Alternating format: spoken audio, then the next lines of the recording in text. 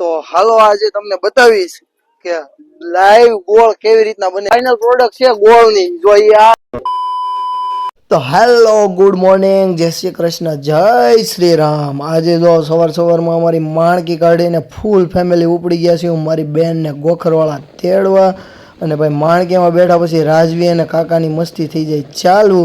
અને જો સુજન આરુ અને બધા બેસી ગયા છીએ અમે માણકીમાં અને જઈએ છીએ અમે ગોખરવાળા બેનને તેડવા. પછી તો ગાડીમાં કરી દીધું રાજવીનું ફેવરિટ સોંગ ચાલુ. એટલે આમ જો એ ડિસ્કો કરતી કરતી આગળ બેસી ગઈ છે.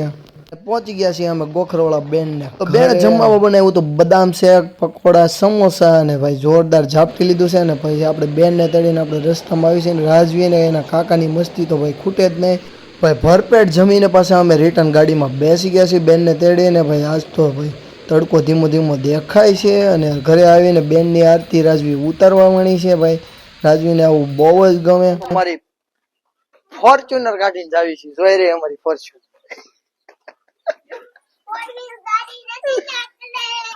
ફોર વ્હીલ ગાડી ને આ રે આપણી ફોર વ્હીલ.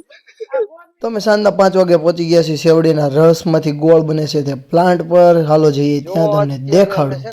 અહીંયા પહોંચી ગયા છીએ ગોળ બનાવે ત્યાં અને હાલો તમને દેખાડું લાઈવ ગોળ કેમ બને છે. તો લાઈવ ગોળ કેમ બને દેખાડીશું તમને નેક્સ્ટ વિડીયોમાં પાર્ટ 2 માં.